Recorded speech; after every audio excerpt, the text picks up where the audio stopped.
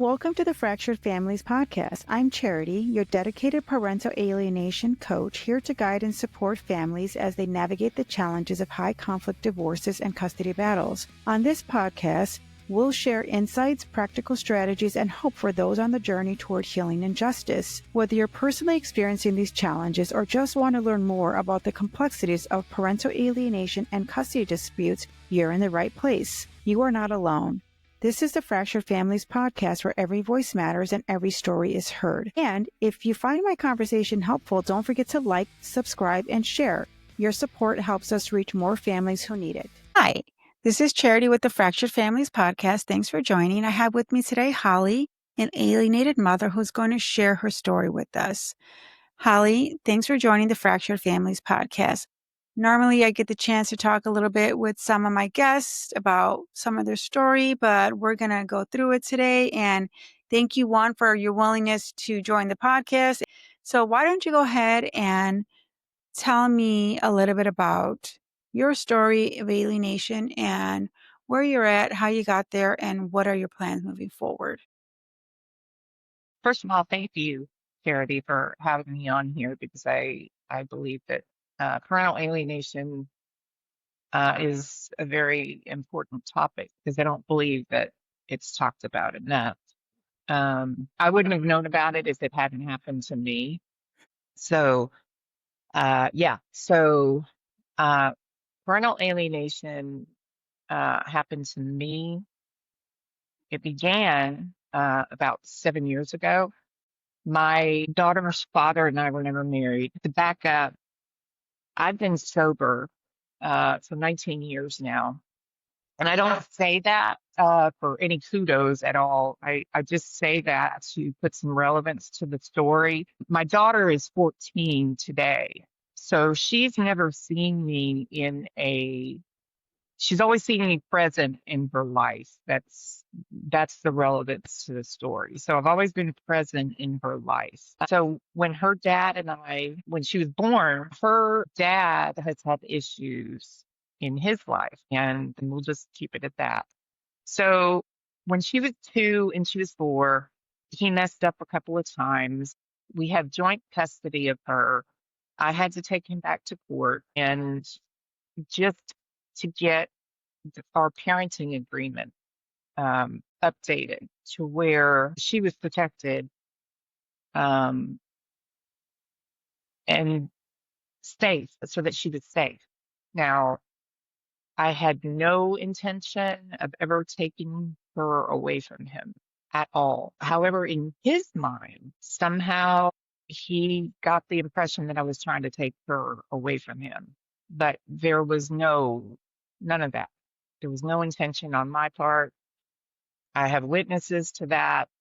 Nothing. So even back then, I knew I had the motherly instinct that he got that in his head, that there was something going on.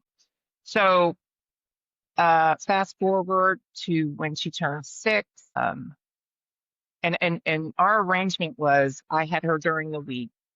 He had her every weekend, not every other weekend like most dads. He had her every weekend. So when she was 6, a woman flew in out of nowhere, started living with him, and then this campaign began and also my daughter's father was also very abusive, verbally abusive, mentally abusive. And so that's why we also separated. I consider him a narcissist. Not that he was never diagnosed that, but I do, only because he could never take accountability for himself, never take responsibility for his actions, no empathy. And there were just several, very abusive, always selfish, always thought about himself, never about others. And so anyway, so this woman flew in out of nowhere. And then they, in retrospect, started a campaign to just do stuff that I never had ever anticipated. She would start showing up with him during pickups and drop-offs. There was one time before she came around that I was sexually assaulted at a pickup and drop-off. I had to file a police report. So we were doing pickups and drop-offs at the police station. I would pull into a parking place. I back into a parking place. They would block me in, which I didn't like. So then I would park in front of the police station, and they would park in front of me. And then so I would back up and I would just park next to them, and they would be laughing and just like childish things. Then his lengthy text messages would start falling off, and hers would start getting quite robust. And she would start saying, any clothes that I would buy my daughter, she would say, her shoes are too big, her shoes are too small. Where did you get her clothes? They were very, very just judgmental. I didn't know where this woman came from. I had no idea. We had to go to court a couple of times. She was there. She was very loud in the courtroom. I couldn't kind of believe that she was getting away with that kind of stuff by the judge. Like, I couldn't believe the judge was allowing it. I'm involved in a 12-step program. My daughter's father didn't like that. Fortunately, the judge was on my side with that. And there were just a lot of things that he got away with in court, which perplexed me. However, long story short, as things progressed, it was not just two narcissists, or not just one narcissist. It ended up being two. As a single mom, my focus was my daughter, getting her to school, getting her to her activities, making sure she was fed, making sure her homework was done, going to Bible school, getting her bathed, getting her to sleep, getting her up in the morning, making sure she did her chores, the typical mom stuff. But on top of that, it was them criticizing me about, what school she was going to, where her clothes were coming from. They weren't good enough. Her shoes were too big, too small. What is she eating? Why aren't her grades good enough? Just hammering me. And I'm not talking about like once in a while. We're talking every day, every day. And after a while, it takes a toll. And so one Friday, when she didn't have to go to school, she started off, from what I understand, being a girlfriend. Then she was a fiance. And for whatever reason, she took a picture of her engagement ring and texted it to me. And I don't know why she did that. There's so many things that I have no idea what. But she picked my daughter up on a Friday. 5 minutes after they left my house, she called me and said, "Could you get your daughter to stop crying?" And I was like, so she put my daughter on the phone, and I said, "Hey, it's gonna be okay. It'll be okay." "Well, I don't want to go." And I said, "It's only 2 days.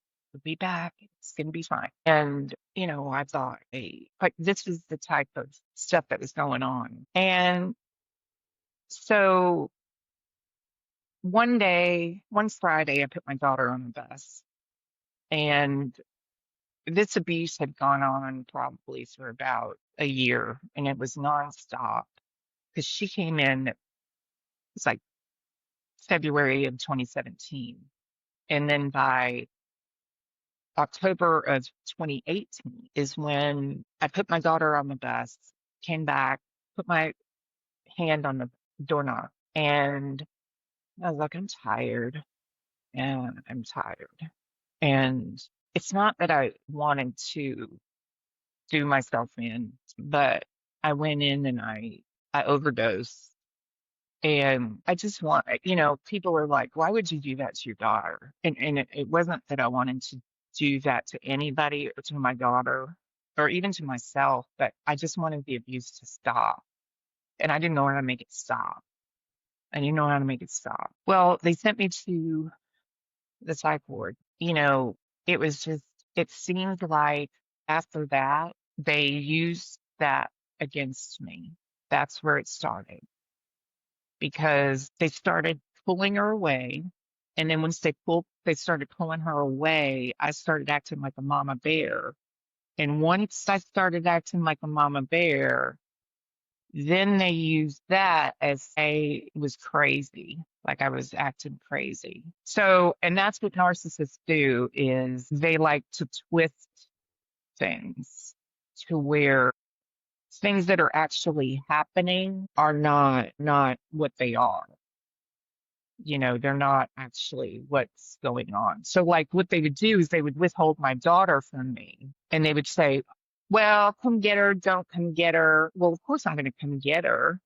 Well, they took a trespass out on their house. So when I went to go get her, I would get arrested for going to get my daughter. Then when I was in jail, he'd file another motion against me to make me look like I was crazy. Then when I would go to get her again, then the girlfriend would come out and say, oh, you have mental issues. You tried to do this to yourself.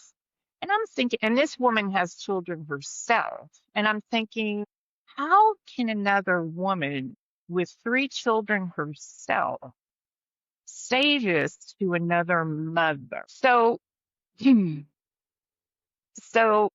things just started, just one thing after another.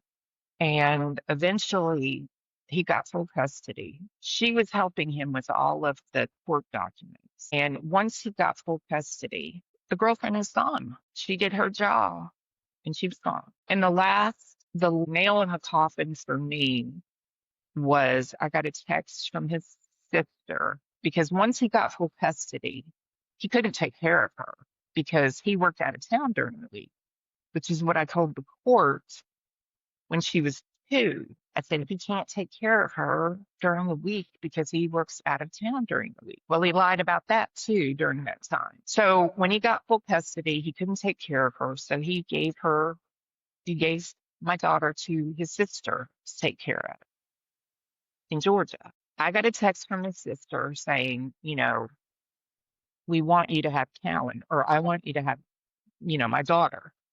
So I hightailed it out there to go at least see her and get her. And when I did, when I was standing in their driveway, they pulled in and saw me and pulled back out. And I thought, oh no, here we go. And the next thing you know, the deputy pulled in. And I thought, yep, here we go. And he said, they want you off of their property. And I said, I'm not leaving. They told me that they wanted me to have my daughter.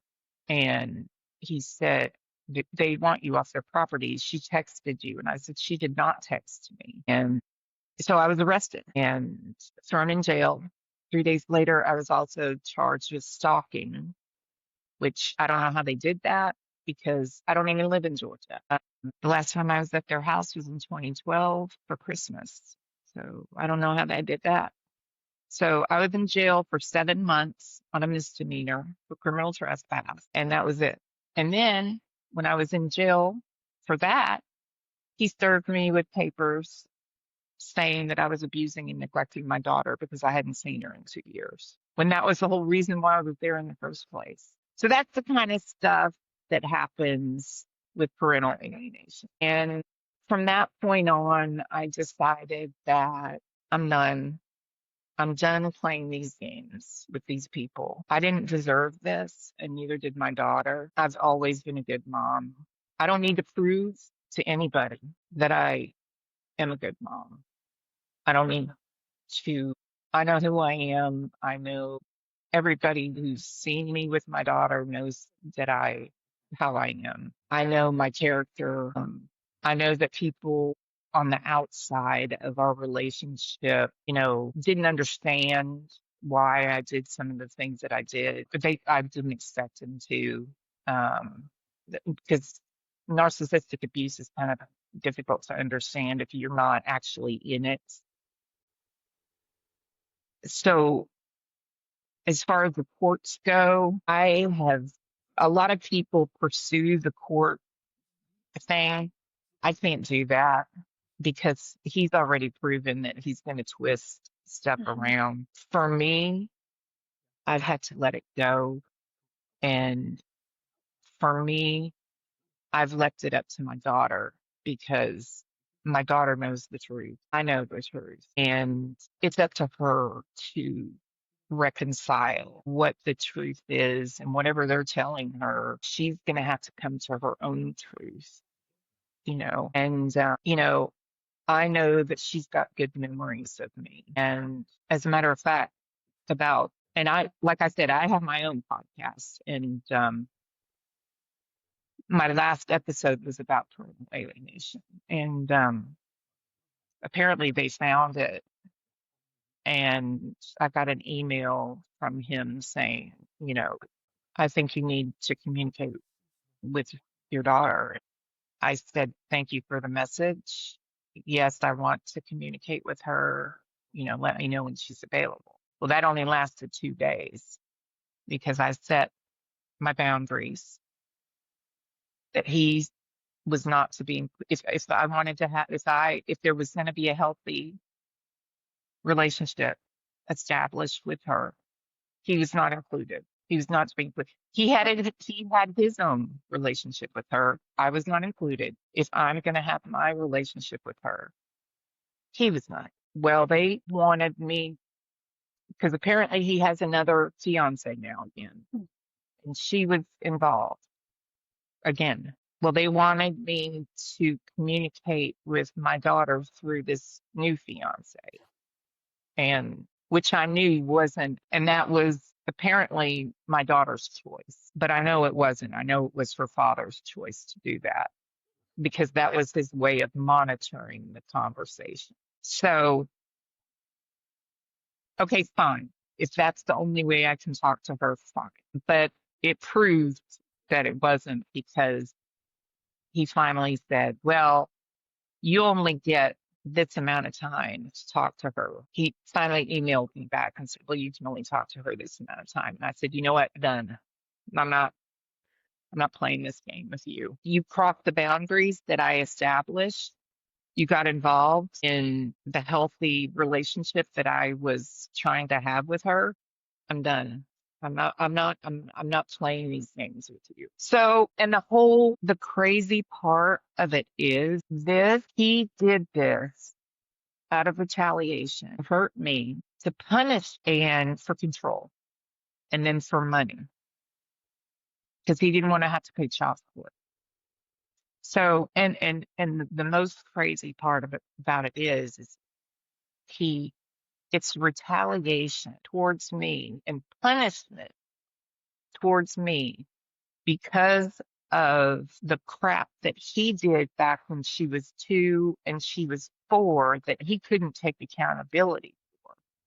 That's it. I'm being punished for the stuff that he couldn't take accountability for. That's what I'm being punished for. Period. And it's crazy. So, okay. So now my daughter has been in therapy for 5 years, How old is she now? 14. And when did he gain full custody of her? How old was she then? She was, let's see, she was, I believe, 9 or 10 when he got full custody. So in that time frame, since he's gotten full custody, you've had no connection, no relationship, no contact. None. And they cut off. I was able to talk to her on the phone, but it was systematic. It was like I could talk to her certain days of the week. Then it got cut down to once a week. It was, you know what I mean? It was like, it was very slowly taken away. And then finally, you know, I was talking to her like every Wednesday at 6:30. And then finally his sister told me, oh, you can't talk to her anymore. And I was like, why? Like my mom and I were having a perfectly fine conversation with her. Why? Oh, well, she's scared of you. We've got her talking to a psychiatrist, and she said she's scared of you. I was like, what? Okay, that makes no sense, but okay. Well, now she's been in therapy for 5 years. She has this condition called trichotillomania, where you pull out your hair. She never had that when I had her. And now she has emotional issues. She never had that when I had her. So I am convinced it's because of parental alienation. Because parental alienation is psychological abuse of children. And not only children, it's I've I have been in trauma therapy for my issues. Have I know what I went. I can't even imagine what she's been through.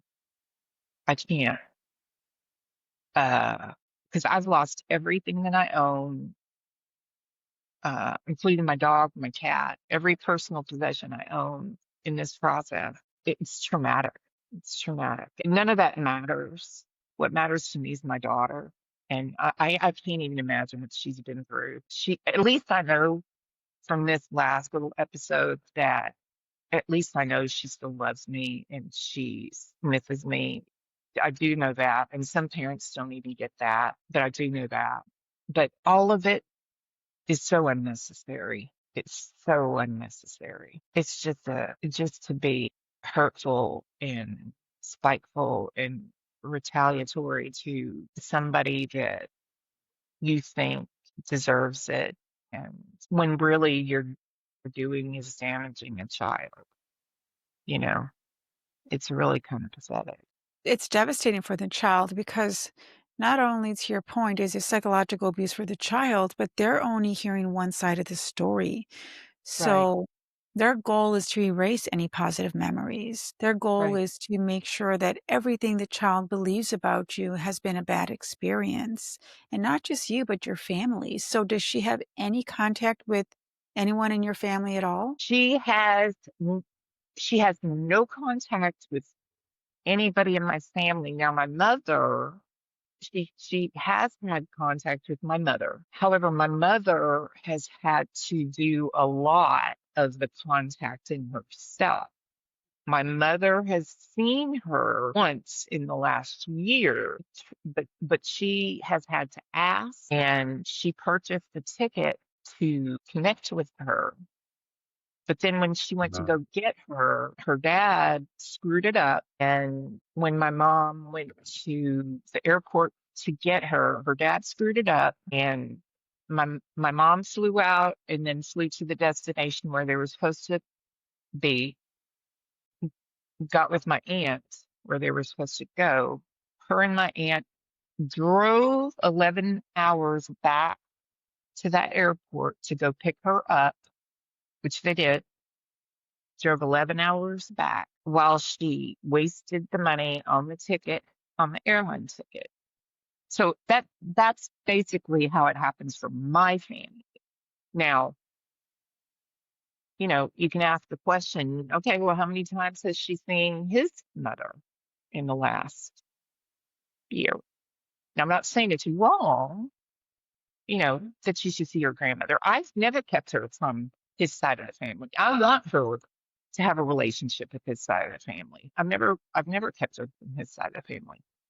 I love that she has a relationship with her cousins and aunts and uncles and all that kind of stuff. She's always been able to go to Florida with them on family vacations and all that kind of stuff. But when it comes to my family, absolutely not. It's the craziest thing. I cannot wrap my head around it. And when I talk to my therapist about it, she's like, Holly, I'm glad you don't understand it because if you understood it, you'd be just as crazy as they are. And I I was say like, that all oh, the time, that it's best that you're confused, that you stop and say, "How is that even possible?" right. S I mean, sadly, your daughter is in that environment. She's in that household where that's all she's seen. So unfortunately, that's all she's learning, and Yeah, they become a byproduct of that, which is good that she's getting therapy, but if he's aligning her with a therapist who just feeds his narrative, then it's again just one-sided, and that's why he keeps her from your family, Holly, is because he doesn't want her to hear anything other than his narrative. that's right. That's right. And that's why he's isolating her. And the saddest part is, and when I moved to where I'm living now, one of the advocates that I was working with said to me, I said, you know, I don't understand his family supports like supports his behavior. And she's like, Holly, I see it all the time. The family always protects the abuser. Always. And I was like, and my immediate reaction was like, well, then who's protecting my daughter? Who's protecting my daughter? And she didn't have an answer. So the question's always asked, why the flying monkeys, right? Why are the flying monkeys supporting them? Why do they sit by knowing that it's wrong? And I've asked flying monkeys, why do you do it? And they said, we're terrified. We Mm, see what they're capable of. We're not going to have that happen to us. We are doing everything in our power to not have them turn against us. So it's self-sacrifice, really. They're just doing what they can do to protect themselves because they know that at any given moment they can be their next target, which is really sad. wow. So, Well, I have to say, on my podcast, and it's obvious that you're doing the same on yours. I just try to let people know that because I was warned that he was a narcissist, and I was warned that he was manipulative. Now, this was before narcissist was a word, because this was 16 years ago. Narcissist now is thrown around like candy, the word narcissist, whatever. Listen, if you're in a relationship with a narcissist, you're gonna know. Like it's not a joke. It's not a joke. This man's got my kid. It's not a joke. Trust me. They don't take accountability. They can't share, lack empathy. They will not change. They never change. They do not look to improve themselves. They do not want to improve themselves. They can say all day long, well, I've changed. His fiance told me, oh, he's changed. I'm like, oh, he showed me in his email he hasn't changed, right away. So I tried to educate people when I was warned, I didn't know what a narcissist was at that time. So I was kind of like, okay, and he's manipulative. Well, nobody had manipulated me like that. Like I didn't know what that type of manipulation was. And not only that, I was a people pleaser too. Like I was a benefit of the doubt kind of girl. Like I like to give people an opportunity to show themselves. And so, but I like to at least educate people so that they know, hey, you see this stuff, you may want to keep an eye out and be aware because I'm telling you, it's real and parental alienation is real. It is painful and it is a living grief. It is torture. I live with this torture every day. And even now, I don't know where my daughter is. I have an idea, but I don't specifically know where my daughter is. And that is torture in itself. And for a long time, I didn't even know if she was alive. Um, I didn't know if she knew if I was alive. I reached out and tried to contact his family. They refused to communicate with me. And now they're telling me this last little episode, they were telling me, oh, she's been able to contact you at any time. I'm like, really? Because you've had my mom's number this whole time. You've known where I've been, but I've never gotten a phone call. So they twist stuff around, so they make it look like. So I told them, I was like, he's tried to erase me and my family from her life. You can't erase DNA, but he has tried to erase me and my family from her life. No, that's not what we're doing. We come with good intentions. We're not trying to control anything. Well, yeah, you are. You are. You are. You are keeping this child away from another part of who she is. Yes, you are, And and that's so not right. they're hearing his side of the story, so they align with his side of the story because he's twisting the truth. He's feeding them the lies that make you out to be whatever the reason is that they're aligning with him. And that's what he tells your daughter, sadly. Yeah, and that's a good point because I told my mom, I told her this the other day. She didn't quite get it when I first told her, but I told her, I said, Mom, I said, do you see now that I'm not there anymore, she can't abuse me anymore like he used to. So now that I'm gone, he's doing it to her. You Mhm. see that? And she was like, oh no, no. I said, Mother, I'm not there anymore for him to abuse. So now that I'm not there, he's doing it to her. He's doing it to my daughter. And then she kind of got it. I think she kind of got it, but because of her generation, I don't think she can connect it. But that's what's happening. Now he's got a different target. It's a So different the new target. fiance, does she have kids? Yes, she's got two. But she's only, from what I understand, she's only been with him for 2 years. So she's maybe in the love bombing stage. I'm not sure. See, I've known him for 16, Hmm. and I can't say anything to her. I can't tell her, hey, you got it coming. She's not going to believe me. So I was very nice to her. She's taking care of my daughter, and I appreciate that. She seemed very genuine, and she seemed like she wanted me to have a relationship with my daughter. She seemed very empathetic. She said, I can't imagine not having my daughter for the past 5 years. And she did send me a boatload of pictures of my daughter and videos, and which I really appreciated. So, and I was very kind. Seemed like we had a very good communication going, but then he stepped in and said, you know, my daughter gets off of school at 3:30. Fiance gets home from work at 5:30, and that's the time you can communicate with them. And I thought, wait a minute. First of all, what are you doing getting involved? Second of all, it wasn't my decision to communicate this way through them. Third of all, I'm an hour behind you guys, so that doesn't leave me much time. But okay, done.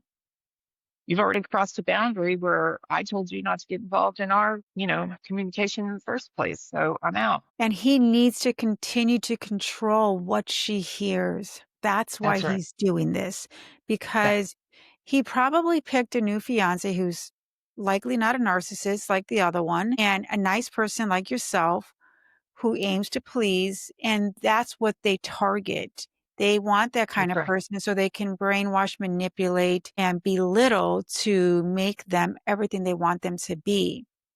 And when That's right. she talks to you and she's like, wow, she sounds really nice, that's what she wants you to believe. She's a narcissist. And That's right. the fiance says, oh, really? Yeah, she's just tricking you. And she would do the same to my daughter. So make sure you listen and you protect her and don't let her say things that are untrue. That's their narrative. They continue to control it at all costs because they're narcissists and they can never break that facade ever. That's right.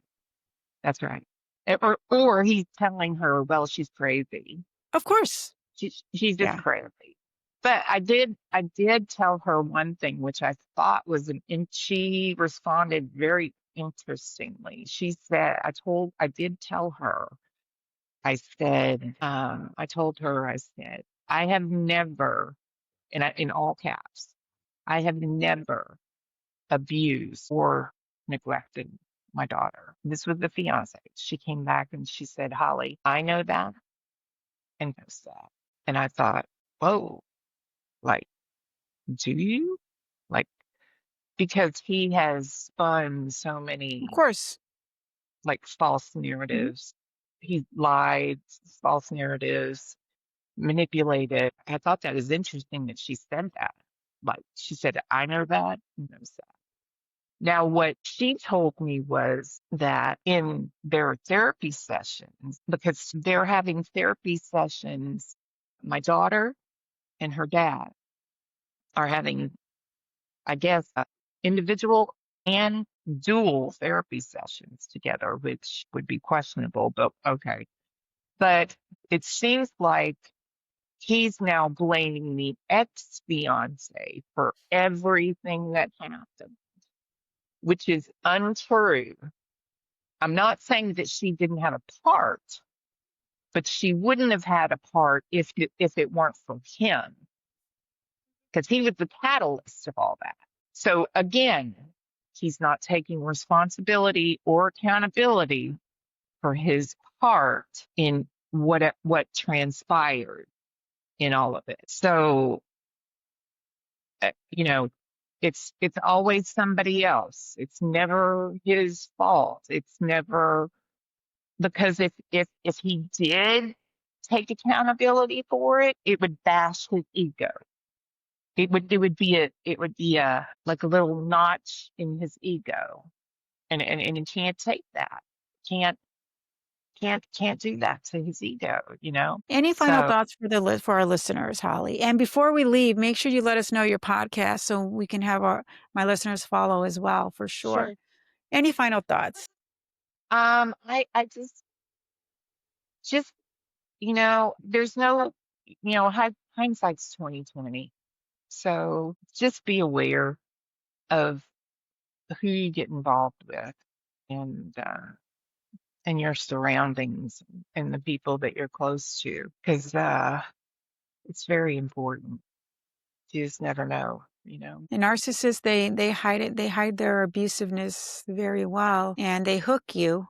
And then right Yeah, when you think, I can't take anymore, they make it all better, and then they hook you again. It's a vicious, vicious cycle, which is why the recovery is so profound and long lasting, because you have been trained by this narcissist to doubt everything about you as a person, your character, your actions, everything. And when you finally do break free, you're a broken person. And that's exactly what they wanted, so they can completely control you. yeah.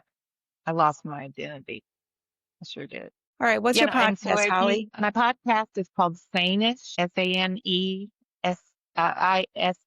and it's on YouTube, Apple Podcasts, Spotify, all of the platforms. So, if you're interested, you're more than welcome to take a listen, and love to have you. But listen, I am so honored to be here, and thank you, Charity, for having me. Thank you. Thank you for sharing your story. You're brave and you're precise, and a lot of parents are not as grounded because of the trauma. And to your point, it's incredibly traumatizing, and it sounds like you're doing all the right things. And I hope that one day she does recognize it and she finds her way back to you. Thank you. Thank you very much. Me too. Thanks for joining the podcast. Thank you. Thank you for joining me on this episode of the Fractured Families podcast. I hope our conversation has provided you with support, understanding, and actionable insights to help you navigate your own family challenges. Remember, healing is a journey, and reaching out for help is a sign of strength. You're not alone. And if you found value in today's episode, please subscribe, rate, and leave a review. Your support helps us reach more families in need. You can contact me on social media at Parental Alienation is Real, and visit our website for additional resources and ways to get involved. Stay strong, stay connected, and keep fighting for the family bonds that matter most. Until next time, take care and stay resilient.